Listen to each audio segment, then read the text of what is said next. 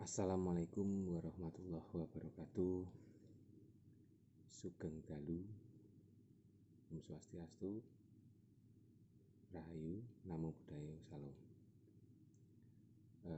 Kembali lagi bersama dengan channel Mas Blangkon.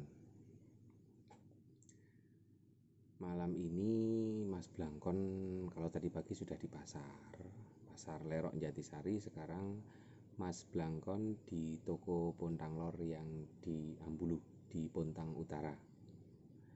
Sama di rumah juga jualan sembako, bahan plastik, bahan kue, dan juga baju-baju. Ini guys, buat Anda yang ada di seputaran Pontang, Langun, monggo mampir ke toko Mas Blangkon. Kemarin sudah tutorial review. Nah sekarang Mas Blangkon mau bahas sedikit atau sharing buat teman-teman semua. Sharingnya itu kemarin Mas Blangkon sempat buat sedikit syair. Syairnya seperti ini dulur. Siapakah aku? Tak ada seorang pun yang tahu. Siapakah aku? Aku pun tak tahu. Siapakah aku? Hanya aku yang tahu. Jika aku menemukan yang satu, pancer. Kalau kata-kata orang Jawa pancer. Pancer itu adalah intisari kehidupan. Atau kalau orang Jawa biasa mengenal dengan sangkan paraning dumadi. Jadi sangkan itu adalah asal, paran itu adalah tujuan, dan dumadi itu adalah hidup. Jadi yang kita bahas mengenai sangkan paraning dumadi, ini kata orang Jawa ya. Tapi mau sebelumnya apa yang nanti kita bahas, saya mohon maaf jika ada salah kata ataupun salah penafsiran, atau juga nanti ada yang menyinggung. Saya benar-benar mohon maaf karena ini tidak sengaja, benar-benar di dalam ketidaksengajaan kalau sampai ada yang menyinggung. Nah kita bahas mengenai sangkan paraning dumadi. Sebelum kita bahas mengenai sangkan paraning dumadi, jadi kita tahu tentang asal dan tujuan hidup. Asal kita dari mana, tujuan kita mau kemana, hidup kita. Jadi intisari dari sebuah kehidupan seperti halnya yang sudah dibahas tadi di sebuah syair tentang siapakah aku. Nah, kalau kita bertanya siapakah aku, itu berarti kita membahas mengenai diri kita masing-masing. Kalau orang Jawa menyebutnya sebagai manungso ya. Kalau dalam bahasa Jawa itu manungso itu tidak ada kata-kata yang mati ya, tapi semuanya kadang-kadang orang Jawa itu membuat sebuah kata-kata itu semuanya ada maknanya. Jadi disebut sebagai manungso. Maaf saya sambil merokok ya guys. Disebut sebagai manungso atau manunggaling rasa ya. Jadi bersatunya sebuah rasa. Apa aja sih rasa dalam diri kita sebenarnya? Yang pertama diarani rogo, jadi raga kita. Kemudian ada sukma kita atau nafsu kita. Jadi yang membuat kita itu memiliki keinginan dalam sebuah kehidupan. Kemudian ada nyawa atau yang menghidupi kita, yang bisa berbicara seperti saya saat ini. Kalau ini hanya sekedar raga kita. Nah, ketika bersatunya tiga rasa itulah maka manusia itu disebut sebagai manungso, lengkap jadinya guys. Kalau saya ibaratkan dulu itu sebagai mobil.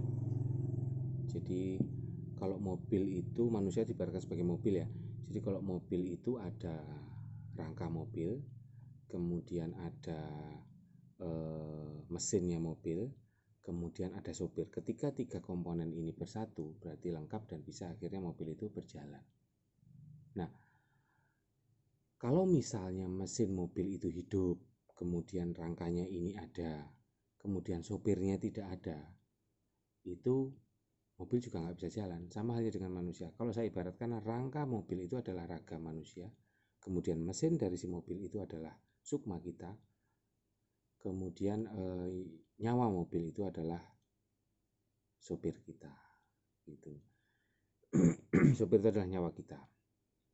Jadi kalau misalnya mesinnya hidup, kemudian rangkanya ada, sopirnya nggak ada, mobil nggak bisa jalan. Sama halnya dengan manusia, sukmanya ada atau nafsunya ada, kemudian raganya ada, tapi nyawanya nggak ada, berarti manusia itu dianggap tidak lengkap dan juga tidak bisa berjalan. Mungkin dia hidup, tapi tidak berjalan. Nah, contohnya apa?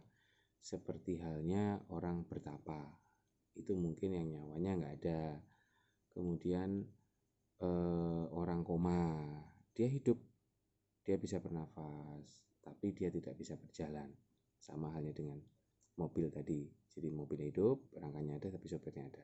Nah, ketika tiga komponen tersebut bersatu, maka mobil itu bisa berjalan.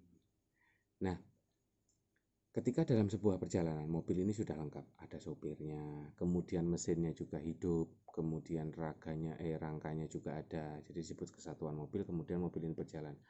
Ketika mobil ini berjalan, kemudian menemukan sebuah jalan buntu, atau dia tersesat, maka sopir harus keluar untuk bertanya, kemanakah jalan yang benar? Seperti itu. Kemanakah jalan yang benar? Kepada orang lain atau kepada penduduk setempat. Kemana jalan yang benar? Maka orang itu akan menunjukkan jalan yang benar untuk menuju sebuah tujuan, di mana kita tadi mau berencana berangkat. Sama halnya dengan manusia. Ketika manusia dalam perjalanan hidup menemukan sebuah masalah yang sekiranya itu benar-benar kita anggap sebagai buntu banget, saya nggak nemu jalan keluarnya, maka apa yang harus kita lakukan? Jadi saya rasa sama halnya dengan mobil tadi. Sopirnya harus keluar, bertanya kepada orang lain untuk bisa menemukan jalan yang benar. Lah kalau manusia, siapa yang harus keluar? Nyawa. Bertanya kepada siapa? Kepada yang buat hidup, kepada Tuhan, Gusti Allah.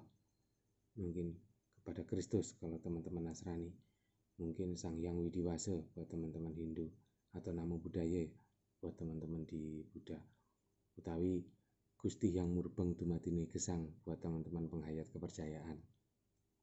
Jadi kita bertanya kepada yang buat hidup dengan cara seperti apa.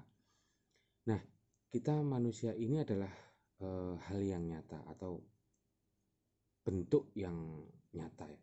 Sedangkan Tuhan adalah zat yang gaib. Apakah mungkin sesuatu yang nyata bisa berkomunikasi dengan yang gaib? Saya rasa tidak ya. Yang bisa berkomunikasi dengan yang gaib itu adalah isi dari manusia itu sendiri. Jadi zat yang gaib di dalam diri kita itu bisa berkomunikasi dengan yang gaib. Dengan apa? Dengan cara mendekatkan diri kepada Tuhan. Dengan satu, membersihkan perilaku kita sehari-hari. Kemudian yang kedua, mungkin kita bisa dengan cara bermeditasi atau wirid atau sholat untuk orang muslim, dengan setelah itu bisa melakukan wirid agar bisa mencapai kebersihan atau kebeningan pikiran ini, antara pikiran dan hati bersatu, sehingga kita bisa menemukan jawaban. Nah, begitu juga kita sedang mencari jati diri, siapakah aku tadi. Begitu kita sudah bisa mengenal siapakah aku yang bisa berbicara seperti ini, itulah kita sudah bisa mengenal jati diri. Kalau di muslim mungkin sudah ada ini ya, ada sebuah hadis atau apa ya, saya kurang paham, cuman saya pernah dengar seperti ini, man arafa nafsahu faqad arafa rabbahu. Barang siapa mengenali dirinya, maka dia akan mengenali Tuhan. Jadi untuk mengenali Tuhan, kita harus mengenali diri sendiri melalui tadi 3 komponen yang harus kita pilih, kemudian kita satukan komponen itu, kemudian kita heningkan dan kita temukan yang satu ini. Mungkin memang butuh proses. Tapi di video berikutnya nanti kita akan bahas mengenai bagaimana mengenali satu persatu dari komponen itu. Tetapi mohon maaf, saya hanya mungkin sekedar sharing di secara kulit luarnya saja, bukan kulit dalamnya. Kalau kulit dalamnya mungkin dari dulur-dulur sendiri yang bisa menerjemahkan dan menemukan dari jati diri masing-masing. Itu saja teman-teman pembahasan malam ini. Saya juga lagi nunggu toko di sini sendiri sambil merenung. Jadi mungkin itu saja video dari Mas Blangkon kali ini, dan besok kita ketemu di video-video berikutnya. Kita bahas mengenai ajaran Sangkan Paraning Dumadi, yang dimana ini adalah ajaran dari leluhur-leluhur kita, kearifan lokal yang memang tersembunyi dan banyak sekali yang sudah ditinggalkan oleh orang-orang, sehingga banyak unen-unen yang bilang bahwa wong Jawa lali marang Jawa nih. Jadi orang Jawa hilang akan pengertiannya. Jawa itu dianggap sebagai ngerti ya, artinya Jawa. Nek mungkin teman-teman Jawa bisa memahami bahwa artinya Jawa itu adalah mengerti apa saja, mengerti tentang tatanan kehidupan, mengerti tentang tata krama, dan bisa memayu hayuning bawono. Jadi seperti itu dulu teman-teman. Sekian video dari Mas Blangkon.